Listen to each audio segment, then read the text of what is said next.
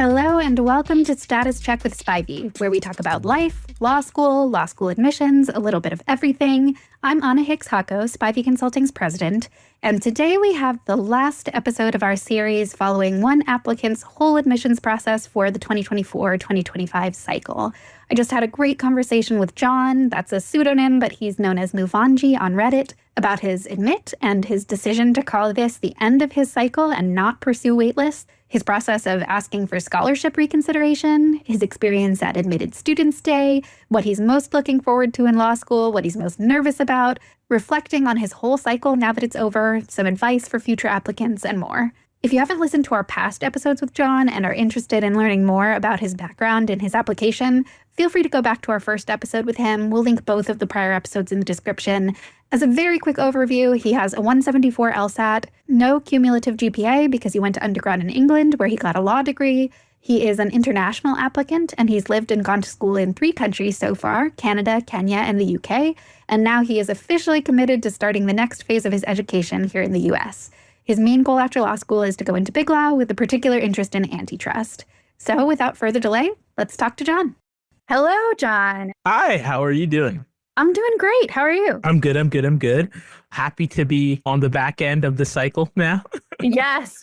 So this can be our conclusion episode. Very exciting to be at early April, especially in a cycle that has stretched out so long. And I know there are plenty of listeners who have applied the cycle who are not at the end of their process. So I think you're in a very fortunate place. Last time you and I spoke, you hadn't received any admits, but you'd had a few interviews. And then right after we spoke, you emailed me with a new development, which we ended up including as a little update at the end of our episode. But I'd love to give you the opportunity to tell everyone what happened as well. What was the decision you received? How did you receive it? Like via what method of communication? And how did it feel? For sure. It was a Friday, I think. 7th or 9th, that feels right, of February, I don't know. But either way, I was just watching Paradise on FaceTime with my girlfriend, and I just get the email notification, update from Dean Andy or Georgetown application update, and it was just great. Celebrated with my girlfriend, and I called my mom and dad because they were out of the country and told them, and they were happy. The first thing my mom said was actually, how much does it cost? Practical, pragmatic. I like it. Yeah, no, but I was super happy. They were super happy. It was great. It was really great. After that happened, it makes everything better. My Reddit screen time plummeted. I'd miss NYU Wednesday waves. Doesn't even matter. Just rolls off. Once you get that first day, it's like a complete game changer in terms of how you feel mentally. Because the thing is, my brain, I'm the type of person where I'll look through the past through rose-colored glasses. So somebody asks me in a year from now, oh, how was the cycle? I'll say it wasn't that bad. But thankfully, we have video evidence of how deflated I was in that last episode, right? So you can look back and have concrete evidence, this is how far you've come, which that's great. And I think it'll also be helpful for listeners who might be getting ready to apply next cycle or sometime in the future to see, okay, this process can go through its ups and its downs. But regardless of how sort of down you might end up at certain points, that does not mean that you aren't going to end the cycle with a great outcome that you're super excited about and super happy about. 100%. So I think that's a great sort of case study, your application process. Anecdotally, we haven't done our end of cycle data analysis yet, which we collect a bunch of data from our clients and we do data analysis at the end of the cycle to look at various questions that we have. But anecdotally right now, it does seem like this was a particularly difficult cycle for international applicants. So it's also a good one where, I think you should be very excited to come out with an outcome that you're happy about. Let's talk about scholarships. So how long after your initial admit did you receive a scholarship or did it come with the initial admit? How'd you hear about scholarships? So Georgetown, and maybe this isn't 100% official, but from what I've seen from talking to people, they say everyone is considered for merit scholarship. Mm-hmm. Nobody who doesn't fill out a form. So you have to they'll email it to some people, but even if they don't email it to you, just email the little hotline email they tell you when you get in. It's you say, hey, can I have the merit scholarship form? And they'll give it to you and you fill it out. And so I was waiting to see if I got any other offers or anything before filling it out. So then... Okay, so you had to reach out proactively to get that form. Okay. Yeah. If you're hearing that and you're like, oh, they didn't reach out to me, I have to reach out to them, don't feel bad because they came back and they gave me, I think the first offer was, I don't know what it is in percent, but it's $45,000 a year and tuition is $83,000. Excellent. So over 50%. And you would think that, oh, I'm not going to get that much money because they didn't invite you to exactly fill out this form. Yeah. So but that was not the case. I filled it out, I think, on like Monday, the 17th of March, I want to say. And then I heard back, I want to say 24th, around that time. And I think it took about a week to hear back. And Okay. then I asked them for more money. I had actually asked them to bump me to $65,000. Then they called me. And this is the thing, they don't call anyone. Nobody I've talked to has gotten a call from Georgetown. I'm in the admitted students Discord. No one else has gotten a call. They pretty much were trying to figure out, like, where's Georgetown fit into your plans? Do you have any other offers? And I obviously had to be cagey because I don't have any other offers. Sure. Kind of bluffing. But I just harped on the fact, hey, I'm an international student, so I don't get federal loans. And also be like, hey, I really like Georgetown. I'm really, really interested. Like, I told them I went to Admitted Students Day. I also mentioned, like, I visited Georgetown back in December, just like a self-guided tour. I want to be in DC afterwards and stuff. And they gave me $5K a year more. So it's a total of 50K a year, which is like a 60% scholarship, 2/3 almost. It's not bad at all. I talked to somebody at the Admitted Students Day. She was also an international student. And she got in off the wait list, and she said she just kept on asking them for more money. And she like went from like 5 or 10K all the way to 50. Dang, okay. Yeah, So you I might think just keep asking over the summer, potentially. exactly, right? Because I mean, they're not going to rescind your offer, might as well. yeah, especially after the first deposit deadline, I'm hoping that there'll be money available, right? So I'll tell them, hey, looking at the numbers, can you guys help out a little bit more? But I know, like, I'm looking at their 509. I'm at the 75th percentile grant amount. So I really can't complain. Yeah, no, I mean, it's certainly a strong scholarship offer. Was that individual who you spoke to a current 1L, a current student? Yeah, she was a current 1L. Okay, that makes sense. I was about to be like, wait a second, has Georgetown already had waitlist movement? Did I miss it? Which, certainly happens before deposit deadlines, but it's usually one-off. Someone got a higher LSAT score or some other change to their application. Okay, so that's very cool. So are you planning to periodically check in and ask about it once after the deposit deadline, at least? There's nearly no negative to it. I mean, Yeah. like you said, they're not going to rescind my offer. The worst thing they say is no, and they might say, here's $5,000 more. Right. Absolutely. That seems like a good attitude to me. That's really interesting that they called you. So you filled out this form and then they called you and you had this conversation. I'm wondering if it actually might have helped you somewhat that you didn't necessarily or weren't talking about and harping on other offers that you had received. I suspect that part of that call was trying to gauge whether you were asking for scholarship reconsideration because you truly wanted to go to Georgetown and wanted to make it work financially, or whether you were just trying to play Georgetown off of other offers. Like, okay, I'll get an increase and then I'll bring that to Cornell or whatever, and then I'll try to play these schools off of each other. And I suspect that part of why you did get at least some increase was that you came across most likely as someone who was genuinely really interested in Georgetown. You had all these great objective reasons. You'd visited, you want to be in DC, you have a significant other in the DC area. I suspect those things probably helped you.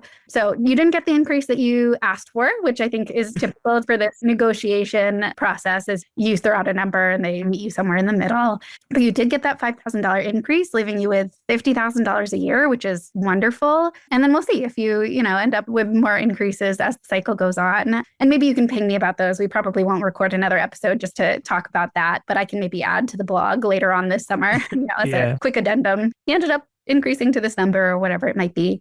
So that's great. Congratulations. Thank you. Your willingness to ask and to reach out and to talk to them, I think helped you here for sure. And I also forgot to mention, like, I submitted the reconsideration form. A couple of days later, they called me in the morning. I think it was like last Monday morning. And then I got my 5K increase, and then I called back. I forgot. Okay. I called back because there was like on the 1st of April, you had to submit this letter of intent to enroll form to like keep your scholarship offer. So the lady I spoke to, I was like, hey, we spoke this morning. I got back the increase, a little bit less than, what I was hoping for. Is there any more wiggle room? And she said, I'll forward it to the people. And I was like, oh, will I hear back though? Because I have to like submit the form ahead of time. And I didn't hear back. But yeah, I just thought that I'd mentioned that. I forgot about that. Yeah, along those same lines, it can't hurt to ask, even if it doesn't necessarily pan out every time. Okay, so you are basically calling your cycle done. Is that accurate? Yeah, I've thought quite heavily about playing the wait list. Like, I was leaning more Chicago in terms of writing. I even opened up Word and like I started like kind of brainstorming as, okay, what are the reasons I would write about in my letter of continued interest. I thought it made a lot of sense because of the economics side of it. The Chicago School of Business was quite influential with antitrust policy, and I want to do antitrust, so it made sense on that front. Yeah. And I was actually planning to go visit UVA because I know like you had said that was going to move the needle. So that same weekend I went to the Georgetown thing on Friday. I was going to go to UVA on the Monday. But I went to Georgetown. And then like I spoke to that person about money and I was like, okay, I'm going to get money. After that conversation, I felt quite confident I was at least going to get something. At the beginning of the cycle, I think I was maybe like other people. It's like, oh yeah, like I'll just go to like this school at full cost. I'll go to this school at full cost. But when you actually have one school at a 60% discount Yeah. versus another Yeah. it's a full cost. You're like, okay, like, do I really think I'm going to have that big of a difference and whatever? And honestly, the main edge, this is what it came down to is UVA. I think it's marginally better, but I don't think I would go to UVA at full cost over Georgetown. And then Chicago. Chicago is quite better, but what is it quite better for? It's quite better for clerkships. Maybe for what I want to do, there's some marginal utility in getting a clerkship. But for me to get that clerkship, I have to get married. And what are the odds that my relationship with my girlfriend progresses on the same trajectory I have planned if we're long distance, right? Like long distance sucks. We've been doing it for almost our 1 year anniversary, and it's just like quite horrible sometimes. So I'm just like, that also light at the end of the tunnel. Look, we're going to be in the same place. I'm done. Never have to do that again. I think that was a tipping point. And I was just like, yeah, I can't subject myself to 3 more years of this. That makes total sense to me. I did laugh at building that decision making into your process of where am I going to go to law school, but it absolutely makes sense in terms of the long distance stuff. And happy 1 year anniversary. That's exciting.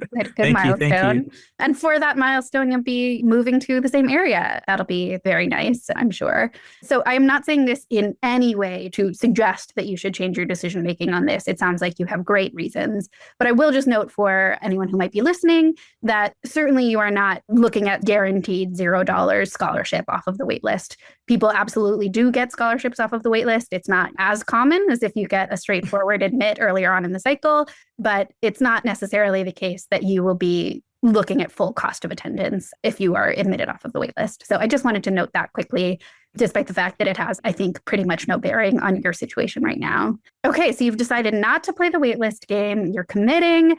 Where are you in the process of preparing for your move and for entering law school? I mean, I guess first, logistically, like, are you searching for housing? Are you looking at different elements of actually living in DC? Where are you in that process? Yeah, so I've looked at apartments. I think the big hurdle is I need to find a roommate. I'm someone I don't want to live by myself, and I'm not going to live with my girlfriend just because I guess our parents are a little bit old fat. They wouldn't like that. And I mean, it's best not to rock the boat when I need a lot of parental support in the next couple of years.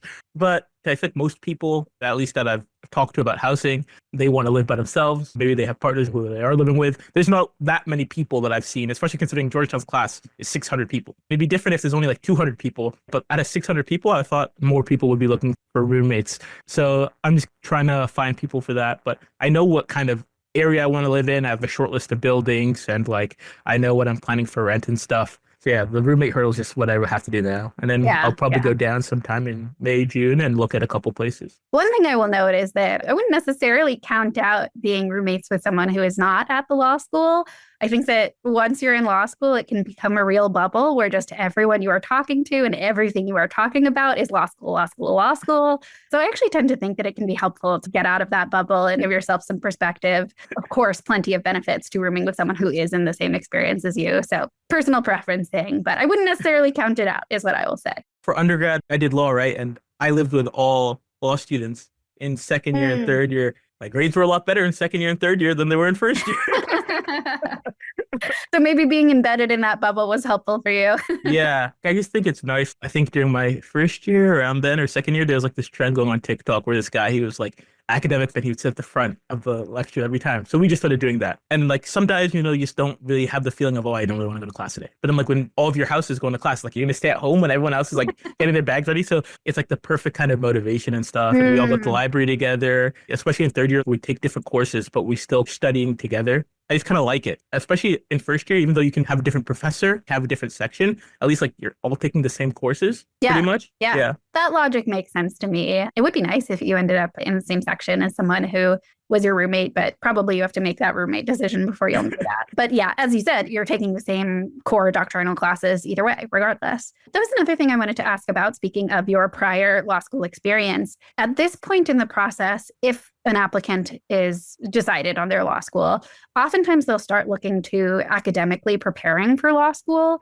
So usually people don't get into the substantive law, but they may be looking into sort of the methods of law school and, what does it mean to brief a case? What is a racehorse exam and how does that work? And should I be outlining and when should I be outlining and those sorts of things? Certainly some people wait until they get into 1L to start to look at those questions. But I do think that academic preparation prior to law school and especially during the summer prior to law school is pretty common. But you are in sort of a different situation in that you have already attended law school. So I'm curious what your thoughts are on that. Are you planning to do any sort of academic prep, or are you feeling, okay, I'm already comfortable with how law school works and I'll just go in and kill it based on my prior experience and based on your natural aptitude? Where are you on that? So in terms of like prep, I know that people always try prepping, but like if somebody posts online or they say, hey, what should I do? I'm an incoming one now. What should I do to prep? Everyone just says, relax, or they'll say like, Yes. read XYZ books. Maybe, I don't know if I've read those books before, but I wasn't planning on doing anything specifically to prep. But I do know in terms of my mentality, if somebody who's in my situation, there's two types of people like on the ends of the spectrum. There's somebody who can be super overconfident and being like, oh, I already crushed law school, I'm going to crush it again. And there's somebody who might be overly scared, even though they have some advantage or experience, they might be like worrying a lot. And I know like towards those two ends of the spectrum, I would tilt towards overconfidence. So I'm just trying to make sure like I bring my ego back and like treat it like I'm doing it for the first time in that regard, because maybe there's habits or stuff I have that work there that won't work here. Also, I just can't imagine people or professors or anyone really liking somebody who has the attitude of, oh, I kind of already know everything already. Yeah, absolutely. So I'm treating it like I haven't done school before, but in terms of prep, I wasn't really planning on doing anything specific over the summer. That attitude makes a lot of sense to me, and I suspect will serve you well to not go in and have that attitude of, I already know all of this and I'm going to absolutely crush it based on my prior experience. That certainly makes sense to me. I do think that one sort of helpful way of preparing for law school that has nothing to do with academics is really getting into a good routine and setting up those habits of self-care, which is trite perhaps, but I think especially in law school and especially during 1L, it's really easy to lose that kind of thing I think I can cut exercising out of my schedule because I have too much reading to do. I think I can cut meal prep out or whatever it might be that you do to keep yourself healthy and sane. So that's one thing that I think can be helpful. Also, there is great merit to just relaxing, as you said, is the advice that a lot of people give, because your brain is certainly going to be working hard while you're in law school, and giving yourself a bit of a mental break, I think, can sort of recharge you for what's to come and the intellectual rigor of what's to come in the very near future. Going back a little bit, you mentioned going to an admitted students event. Was that like an admitted students day or an admitted students weekend? Admitted students day at Georgetown. Yeah, it was on the 21st, I want to say. Okay. March, Can you tell me a little bit about that? What sorts of activities and sessions did they do? What did you find most helpful or exciting? Did you enjoy meeting your future classmates? Yeah, so actually like the day before on the Thursday in the admitted students Discord, there was some people who had like planned a meetup. And then so we went to like this bar. That was super fun. This guy, I won't say his name. He had really gone above and beyond. There was like little Georgetown cookies and stuff. And it was really cool. And it was just super cool meeting a bunch of people on the actual day. So the beginning of the day, you just kind of have some people talking, and Andy talks a little bit. Then you go on, I went on a campus tour.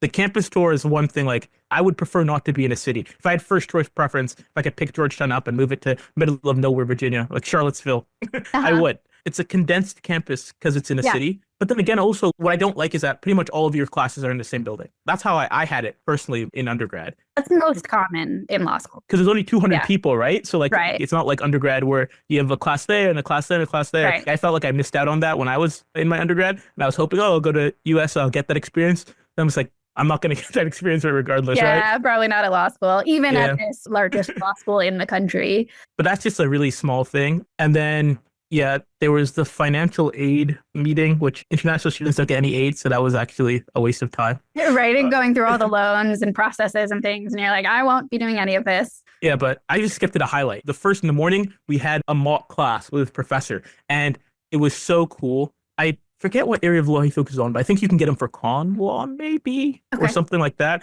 But either way, his combination of competence and enthusiasm was just perfect. Like you could tell he was such a bright person, but also just the way he was delivering the information and the content and keeping everyone engaged. I thought it was perfect and made me super, super excited. Did they cold call people during that mock class or no? No. It was in an auditorium. There's like 400 people who came up to the ASD, I think they said. Okay. So people, you could put your hand up to respond to a question and stuff. But yeah, it just made me super excited I was really looking forward to actually like do a real class in the fall. And then in the afternoon, they had some former graduates come speak to us. But I think the real highlight for me was they talked about their Supreme Court Institute that they have at the school, because I think they have a lot of clinics. But they had this appellate judge, and then they had a professor who was actually the husband of the judge. And then they had this woman, Lisa Blatt, and she's the woman who has argued in front of the Supreme Court the most times out of any woman in the history of the United States. She has like an insane win record too. And like, it was just so cool hearing them talk, and they were telling stories because I think all of them had argued in front of the Supreme Court at one time. And it was just really cool. I saw posters like they had, I think, Sotomayor or Kagan going to speak right after the Admitted Students Day, and they had Doug Emhoff right after her. So it's like going to a school where it's like I'm getting all these opportunities to, you know, hear from and meet like all these like super accomplished, wonderful people. Like that was like super motivating. Yeah, absolutely. That sounds great. So was there a mixer component in the evening or some sort of social component, or not in an organized way? I mean, I think there was a thing to meet clubs at the end. And then I went to a Balsa event at the end of the day. Okay. And that was fun. It was super cool to meet people from that. I was asking like, hey, how have you guys found 1L hiring? Are people getting any 1L jobs? Yeah. Kind of poking and prodding for that. But yeah, I think just throughout the day, I was trying to talk to people. I brought my girlfriend with me. I think I'm really good at talking to people. Like I can go out by myself and just figure out and find people. I was working on the balance of including her as well. You know what I mean? I don't want her to feel left out. I didn't talk to maybe as many people as I maybe normally would have if I was just by myself. But I still feel like I met a lot of people, and that was fun. Nice. Yeah, it's always exciting. I mean, both the mock class and the Supreme Court session and mingling with your future classmates, although certainly to different degrees. Law school does tend to be full of meeting brilliant, accomplished people who you get to soak up all of the wisdom and experience and perspective that they have. Law schools do tend to trot out their sort of best and most charismatic professors for these mock classes, but that is not at all to say that your other classes won't also have brilliant, amazing professors. So that's exciting. It sounds like it got you excited for law school. 100%. I don't know if I had expressed this to you, but like I feel like I was way more susceptible to Reddit than I thought I was. Yeah. In terms of like, I was overthinking, is Georgetown is it like, you know, good enough school? Obviously it is, you know what I mean? But like kind of getting in my head about that, right? Yeah, the skewed perspective you get from Reddit. Yeah, like it's like, oh my gosh, it's tied for four. Like if you saw the rankings come out, I'm like, oh, is it tied with Wash U? Oh my gosh. Oh my goodness. Well, yes, in these new rankings, Harvard has plummeted out of the top 5. So clearly that means that their quality of the institution has significantly decreased since they were ranked number 2. Yeah. To be clear, that is entirely tongue-in-cheek. Yeah. We've spoken a lot about the rankings in the past. We're not doing it much this year. We've already put out a predicted rankings. There was lots of discussion about that.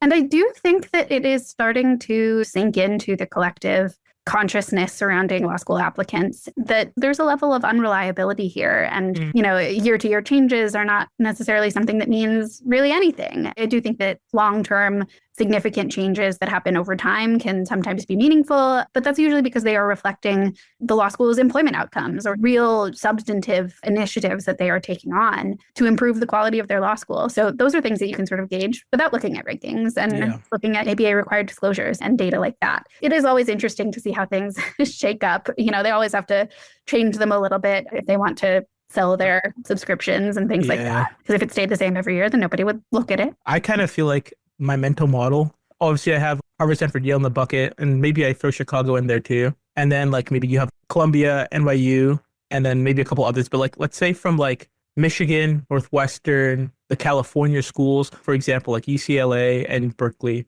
are above, let's say Georgetown or Cornell. If somebody wants to be on the East Coast, if you want to be in New York and you're telling me, oh, should I go to Berkeley or Cornell? I find it hard pressed for somebody to make the argument of Berkeley or UCLA. For sure. Or the same thing for DC and one of those schools, like in Georgetown. So I think that when you look at it that way, what you guys did this year makes more sense, like to have the kind of groupings rather than a distinctive, what is that called again? An ordered list. 1, 2, 3, 4. Oh, yeah, like ordinal. Yeah. Agreed. That sort of makes more sense. And it's a very good point about the regional component, because I think that's something that people, not everyone necessarily considers it, but it absolutely plays a role in if you want to be practicing in a certain area. Certainly at more regional schools generally, but even within the top 14, it's relevant that the region that you hope to practice in and the region where you go to law school. So I tend to think that that's something that people should think more on. That's actually a point that Kyle McEntee, the founder of Law School Transparency, who now works for LSAC, made when he was on our podcast a few months ago as we were talking about various developments in legal education and law school admissions. And I think it's a very good point and something that people should perhaps think more about. And certainly I think it makes sense in your case as you're looking at Georgetown and your desire to be in the DC area, both during law school and after. That being said, I'm sure that if I went to a higher ranked school, I would say the rankings are everything. And if you don't care about the rankings just because you're not number one. Yeah, people tend to look more favorably at rankings when it is more favorable for their school. Yeah. Certainly. Oh, yeah. I should be like the biggest champion of rankings because now UVA, number 4. Yeah. Better than Harvard. Yeah, man. Rankings are interesting. Yeah. I'm very happy to be done with that whole game. Yep. Who cares about US News? Who cares about Waves? It's free. So you're done with your admissions process for the most part, apart from maybe some additional asks as far as scholarship money. But you are getting ready to enter 1L. You have a few months to sort of relax and let your brain take a breather from all of this stress of this process.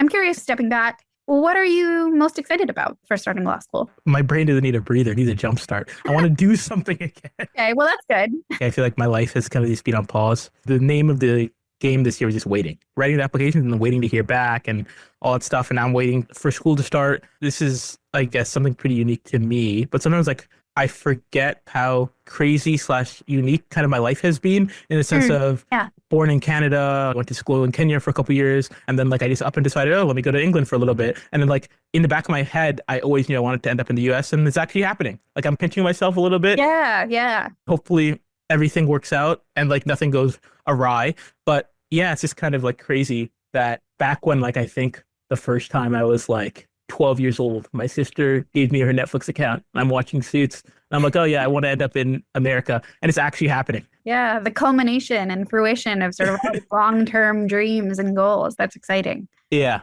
So I think that's what I'm really like looking forward to. And obviously, I guess actually doing something again, meeting new people. Now I'm like one step closer to like my ultimate goal. Yeah, absolutely. Very, very exciting. Is there anything that you are particularly nervous about or have reservations on, or are you all positivity right now? Ooh, that's a good question. Nerves. I'm slightly nervous about grades in the sense of I know that I've looked at, the website Firm Prospects. It's super, super cool. Like they have a bunch of data. You can get access as soon as you get your law school email, which I have access to now. Remember how I told you I was looking at like the chambers rankings for which firms do antitrust? So now I use that and I cross-reference. I look at those firms, specifically their DC office, and I can see, okay, last couple of years, who did they hire? How many Georgetown people did they hire? Who did they hire from? And from kind of the firms I want to target, all of them pretty much, I think everyone from Georgetown was at least cum laude, which I think is top third. Okay. So like, I know antitrust has that reputation of being more kind of brainy anyways, right? So I knew it was always going to be hard. So I'm just hoping I can get top third. Like I feel pretty confident and I'm just like, oh yeah, like I got it, I'll crush it. And I feel like I said, I have my previous experience to fall back on. And other times I'm like, okay, like everyone I'm going to be up against is super smart. You know what I mean? It's not like I lay awake worrying about it, but I am cognizant of the fact that I do have to perform pretty well to get the outcome that I want. Yeah, that makes sense. I think that's sort of a good balance to be at, of having that awareness and knowing what steps you need to take in order to reach the goals that you are hoping to, but not just stewing in your stress and anxiety about it. I think that's the balance you want to achieve. I want to do a little bit of a retrospective on your admission cycle, but is there anything else that has been on your mind or that you were hoping to talk about as far as looking forward to law school? No, I think we covered it all. We just have 4 more months to kill. I'm going to move in as soon as I can in August. Yeah. Probably get like a lease for August 1st and I'll move like shortly after that. Just hoping I can teleport 4 more months into the future.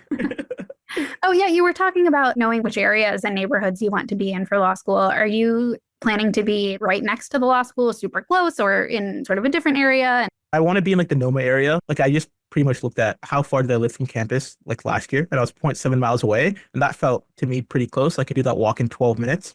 So I'm willing to live like within a mile radius. That gives me like a lot of options, like anything that's like a mile walk, because Google says it's, I don't know, like 25 minutes, maybe 20. That thing is 15 minutes max, like 15, 17 minutes. And I think I get my steps in, and like there, I don't have to worry about exercise maybe as much as I would, because right now I'm like, I don't have to leave my house, which is bad because I look at my Apple steps and it's literally like 1,000 some days. But like when you're walking to school every day, like you at least hit like 6,000 to 10,000 just by like going to school and going back. Yeah, for sure. Okay, that makes sense to me. So hoping to be walking distance and then get some of that movement and being outside and sort of all these positive things that you don't necessarily naturally get as a 1L. So I like that. That sounds good. And warm weather. What is it in freedom units? Let me think. It's -3 in Celsius. I keep on trying to like practice that so I'm able to use Fahrenheit natively by the time I come. Google says it's 26. I was quite off. Yeah, you'll have to work on it still some more. Yeah, That'll be your academic preparation for law school is memorizing the conversion from Celsius to Fahrenheit. Yeah, but it's April and it's negative. What is this hell I'm living in? I want out. As you know, I also live in this area, in the DC area. It was actually so warm, like just recently, and now it's cold again. It's cold there too? Okay, but how cold is cold? Yeah, how cold is cold? I mean, it's like lows in the 40s, I think. Oh, okay, that's decently chilly. Yeah, it was much warmer a couple of weeks ago and last week. You will find that about the DC area. We have lots of sort of false starts of seasons. Like it'll get really cold and you're like, okay, it's winter now. And then next week it'll be 65 degrees. And you're like, oh, maybe not. Happens for spring too. And then occasionally you'll get just like in the middle of the season, just a weirdly warm or cold day. The weather is volatile here. So hope you enjoy it. Yeah, I mean, it cannot be worse than here. Like during the admitted students, the thingy that was before today, that little Discord meetup, which I'm cringing saying out loud, those two words together. But I was talking to somebody and I've been really looking forward to the golf season starting again. And I was talking to him and like, he said it was warm. So he had gotten out and I think he had played like the first round because he was just around the Baltimore area. And I came back and I was like, you know what? I bought some clubs from Facebook Marketplace, got super excited. And then I'm looking at the weather. I'm like, the season actually isn't here for another month in Canada.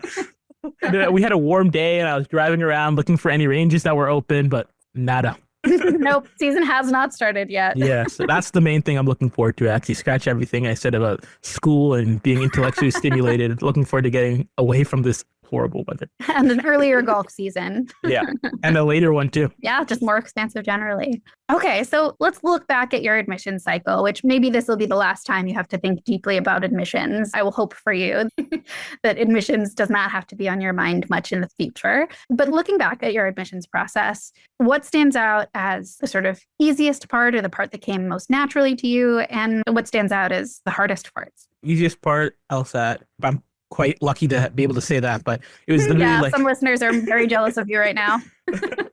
This sounds silly, but like I didn't have to think. I just had to take myself to the library and just turn on 7Sage and then like autopilot from there. Does that make sense?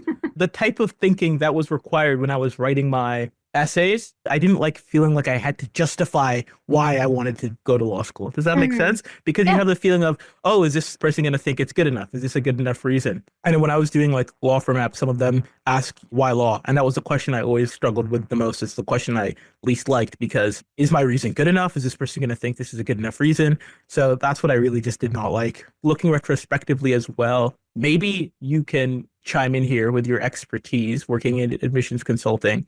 Obviously, like I have my result, I'm happy with my result, but I also had a lot of waitlist and rejection. So like looking at that outcome, I'm trying to hypothesize, okay, why might it be? And this is the theory I came up with. I guess you can tell me whether you think it's on base or not. I think when I look at my profile and I look at the way I kind of wrote my essays, what I was also thinking was like the reader thinking, okay, this person is someone who wants to do big law, wants to do corporate law. And also like, look, they've already gotten it. We don't have to worry about them in regards to employment outcomes. But like, say you're an admissions officer at Columbia or Harvard or any of those schools. I feel like you're not really worrying about somebody struggling to get big law from your school anyways. Does that make sense? I've said jokingly that Harvard wants somebody who could end up being president. And if that doesn't work out, they'll go work at big law. They necessarily might not want someone who wants to do big law. That's like their kind of backup option. So I've thought if I go back, I've done like, I think a lot of different extracurriculars. So I know people always talk about making sure your thing is authentic, but I think that it comes through like, is the thing you're talking about, do your actions back up? And I think that I could have approached my essays differently and I wouldn't change my Georgetown essay because I'm happy with the result I got there. But if I could selectively go back and try with that other approach for other schools, I wonder if I would get different outcomes. Yeah. Okay. That makes sense to me. I hear where you're coming from on the sort of Harvard wants people who want to be president and then their backup is big law. I will say, I don't think law schools have an inherent problem with people targeting big law. And actually, I tend to think that they appreciate sort of the candor because they see every single year lots of applicants who write personal statements about how much they want to do public service and how dedicated they are to X or Y cause. And then like immediately once they enroll in law school, they're pursuing a 1L associate position at a law firm. I think sometimes it can be a bit refreshing, honestly. A big law outcome is not, for any school, a negative outcome. So in terms of like the various metrics that they're measuring, that reflects well on a school when someone goes into big law. So I tend not to think that that was probably a big problem in your application. I seem to recall that you didn't do all of the optionals. No, I didn't do all the optionals. I wrote a statement of perspective. Okay. So I do think that for some of these schools that not doing optionals probably wasn't ideal for your application, especially in such a competitive cycle like this, where top schools have their pick of people who have super high numbers. And, that's not sufficient in the way that it once was for admissions. If you look at 10 years ago, somebody who has, let's say, a 3.9 GPA and a 175 LSAT, people would have been absolutely shocked that that person did not get into like a bunch of T14s. And people are no longer shocked by that necessarily. It doesn't necessarily indicate that there was some red flag in your application or some big problem. It might just mean there were other applicants who were stronger and also have incredible numbers, which is kind of mind-blowing. I think another component, as I talked about, was I do think that this was a particularly tough cycle for international applicants. I think that's probably a component as well. And the overall hugely competitive cycle. I will caveat that I have not read your application, so I think I would have probably more insights had I actually looked at your materials. But that's not the purpose of this podcast. We've done those sorts of things before, actually looking at applicants, actual applications to various schools. And then we had our consultants who had previously worked at those schools do like an application critique, obviously with the full permission of the person whose application it was and anonymously. Those got a lot of views on our YouTube channel, but people also really hated them. People were like, oh my gosh, this is so judgy, essentially, and like can't believe that they're discounting them for XYZ. And I think to some extent, that's the process. And as you were talking about, it feels crappy to be asserting why you want to go to law school and wondering, oh, is this good enough? Are they going to look down upon this? I do think that sort of evokes a very natural negative reaction. So we're not going to do that. If you're listening to this and that sounds like it would be helpful for you personally, not publicly, feel free to reach out to us. We have a decision analysis service that is pretty cheap, pretty affordable. Carrying on, I'm curious, and this might be my last question, unless you have other things you'd like to talk about. Looking back at your whole process, you've gone through it, you've made your decision. What advice would you like to leave for someone who might be listening to this and getting ready to apply? They haven't submitted any applications yet, but they are looking at the start of this process. You know what? I think the biggest thing that helped was like having my friends from Reddit who tried to try again and Abel Flower. He did get into Harvard, by the way. So exciting. Congratulations, Too Tired to Try Again. So yeah, he's probably going there pending on financial aid, not to out his cycle, but he has that and then he has ASU. And then we're pretty much just looking at a lot of waitlists and ours between the two of us. He did say earlier, he said, if I was only going to have one A, like I'll take that HLSA as my one A. Yeah, no kidding. If you have to have a cycle of all denials and one admit, that one admit being Harvard Law School is a pretty good place to be. Exactly. But yeah, like just having that person who's literally going through the exact same thing I was going through. I mean, we're literally both international. Last episode, we were talking about like, I wonder how what's going on in the real world currently is affecting admissions officers and stuff like that. We literally started the process together when we were studying now a year ago. He's been my friend longer than I've been with my girlfriend. We already had our 1-year anniversary, and then working together on essays and just going through the stress of, oh, we missed this wave, or like, here, let's hop on a call and see if we get this wave, just stuff like that. Yeah. It really helps because people in your life can support you, but it's not the same as somebody who's going through it. And I'm sure like they'll get tired of hearing you talk about it eventually, right? Right, about like all the granular little things you're stressing about. Yeah. So I feel like sometimes when I was going off the rails, he helps calm me down and vice versa. I think that's the biggest piece of advice. If you have a friend in real life who you can go through the process with, or you can find somebody on Reddit. If you haven't taken the LSAT, someone to study that with. If you've already taken it, someone to like trade essays with. I really feel like I have a friend that I'll have forever. And that's just super cool. Yeah, that is really, really cool. That's kind of interesting because I would sum up what we've been talking about with regards to Reddit, and please correct me if this is not an accurate summary, but it seems like one of the sort of best parts of your process came from Reddit, and then one of the, worst parts of your process came from Reddit. So it sounds like your advice might be, to find sort of a smaller community or like a couple of friends who you can really go through the process with and lean on and support and be supported by, but not necessarily super heavily engage in sort of the overall bigger community of like, oh, is this wave coming? And all of the stresses that can come with that. Is that accurate? Yeah, maybe engage with Reddit until, let's say, September 1st of your cycle and close it completely and then don't open it again until like, let's say May 1st when default deadlines are all done. That'd be like a super optimal thing. You get the best of both worlds. Find your buddy at the beginning and then just leave. Exactly. But yeah, I don't know how much value I got from Reddit during the cycle. I think I got a lot of value from it before. Maybe I'll get some value afterwards, but like during the cycle, I think it was a net negative. Yeah, fair. I do think that's the case for a lot of applicants. I do think some people find value in it and that commiseration aspect. So I certainly won't totally discredit the idea of being on Reddit, but I absolutely do think for a lot of people, it is healthiest to kind of stay off of it. I think that's good advice. All right. Well, it has been so wonderful following your cycle with you and being with you through those ups and downs and then ending in a place where you have a really great outcome. It's been really enjoyable. And I've enjoyed getting to meet you and to bring your story to other listeners and other prospective and current applicants. Awesome. Thank you so much. I really love doing this too. It was always a highlight, something I was looking forward to. I feel like you were my good luck charm. Like what? I think you reached out in January asking how things are going. And then I got my Georgetown interview like right after that. Then after we recorded, I got my A. Yeah, true. These happened like right after. Okay. Exactly. So everybody listening, please apply to be on our podcast next cycle so that you can have it as a good luck charm. Yeah. Awesome. Yeah. I really love this. Thank you so much. Thank you. Thank you as well to our listeners, and we hope to see you next time.